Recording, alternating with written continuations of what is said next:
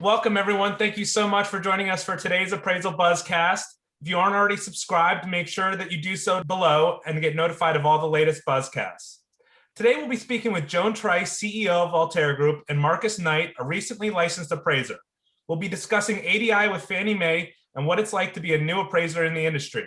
You're going to want to stay tuned for this one. Joan?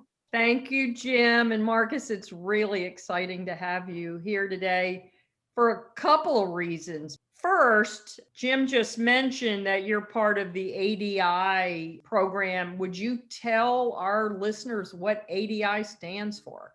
Yeah, sure. So ADI stands for Appraisal Diversity Initiative. It's a program to be able to get people of diverse backgrounds into the appraisal field. And that's a Fannie Mae and Yes. Urban League joint initiative. Is that correct? Absolutely. Yep. Through Fannie Mae and the National Urban League. Wow. So anybody listening who is interested in becoming an appraiser and they're a minority, they can approach either the Urban League or Fannie Mae and enter this program. Is that right? Yeah, I actually found out about the program through the Chicago Urban League. I just happened to be there, and yeah. So awesome. Outstanding. Well, I'm just curious. So how did you become interested in the appraisal profession to begin with? It's pretty interesting. So my background actually is in a nonprofit. So I had gotten to a point, I'd worked for about a decade in nonprofit and got to a point where I felt like I wanted to try something different. I wanted to challenge myself and really just was trying to explore as many options as possible. And I happened to be at Chicago Urban League looking for resources for clients. And I noticed that there was an event being hosted by the National Urban League and Fannie Mae around diversity in the appraisal field. And so I decided to go in and check it out. You know, at that point, I was starting to become sort of kind of interested in real estate, more like from an investor side. And when I sat down and learned about the field, I was like, wow, this is awesome. So, you know, I should definitely explore it more. Yeah, it's not a bad skill to have, period. Even if you end up not being a lifelong appraiser. I mean, everybody wants to know what their house is worth. And as you said, Yeah. even if you end up investing, developing other things, it's not a useless skill by any stretch of the imagination. Not at all. So what were some of the biggest challenges you found being a trainee?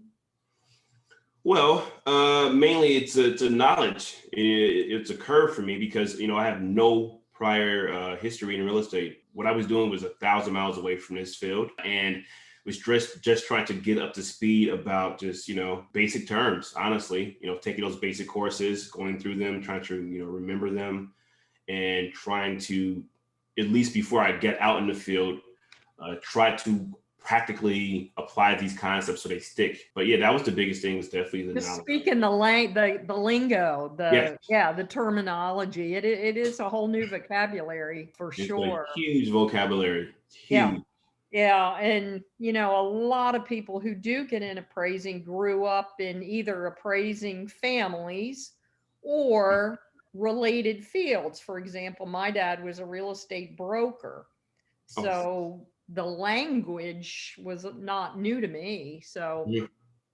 now I get that coming from outside, how that would be Overwhelming. challenging. Yeah, definitely. So tell me about the ADI process. What was that like? Did they have a symposium inviting people in? So while I'm there at Chicago Urban League, it was an event and they were just talking you know, they had a panel of minority appraisers. You know, I think the panel was, for the most part, they were Black or African American, but they were just talking about their experiences, you know, as being an appraiser.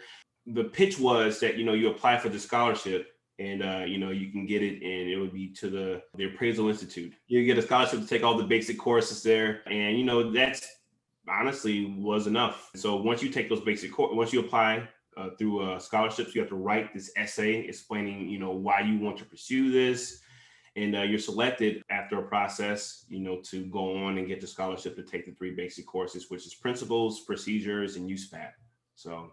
Oh, I bet that USPAP is fun the first time around. You better get used to it. Oh man, you're gonna be taking it a lot. Just saying. It was a bit dry.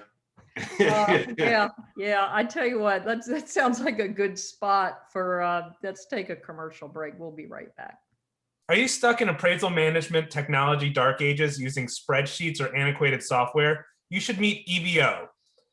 EVO is the most innovative appraisal management technology on the market, trusted by lenders and AMCs, and is loaded with mind-blowing features like sophisticated decisioning algorithms to select the best appraiser for each order, the ability to configure forms and fields in real time, a user role-based design, and the industry's only compliance guarantee.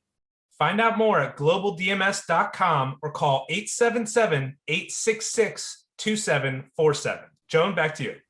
Thank you, Jim. So, Marcus, as part of the ADI program, did they help you connect you with a mentor, a supervisor?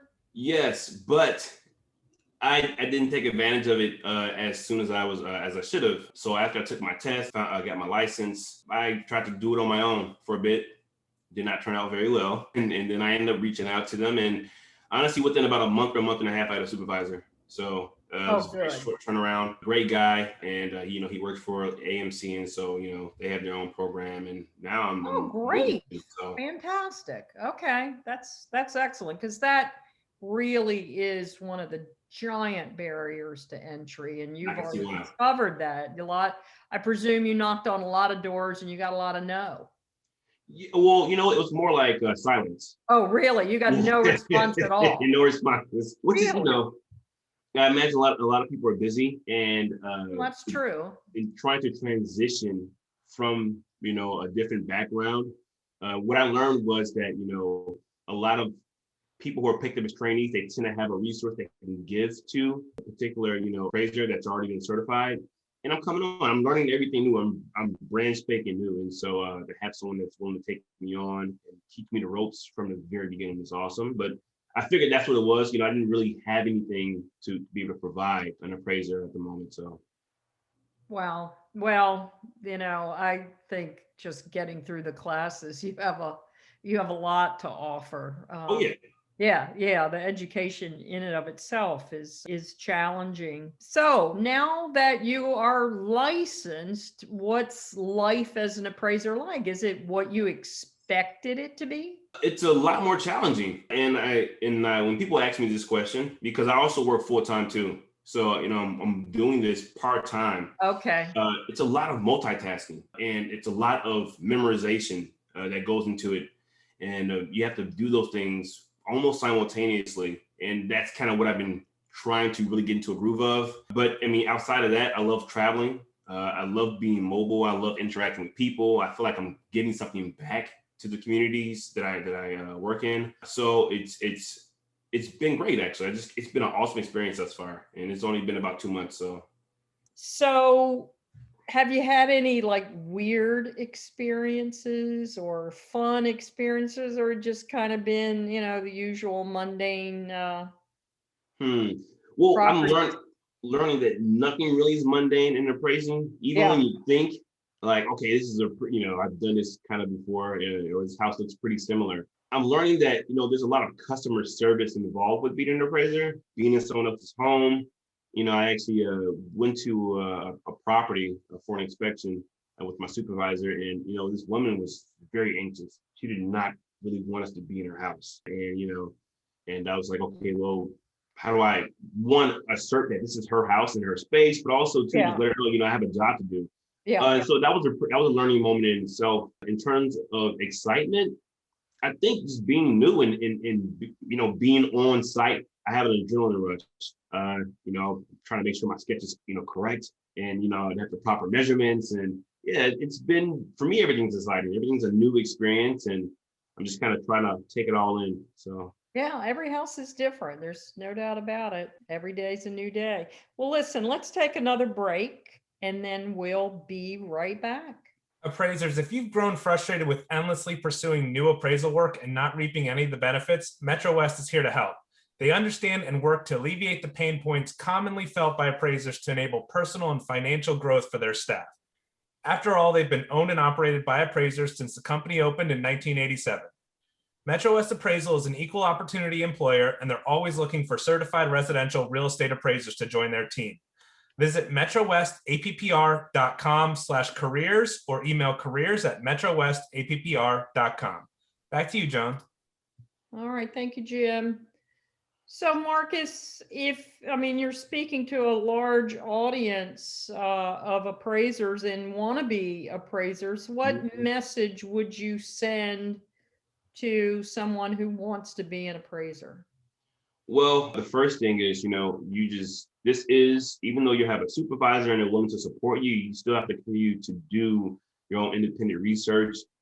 Take about maybe an hour a day just to look through different things, just trying to build myself up and build up my own competency. So, if you're really serious about this, and no matter where you are in your journey, you should be taking that time out to enrich yourself with knowledge.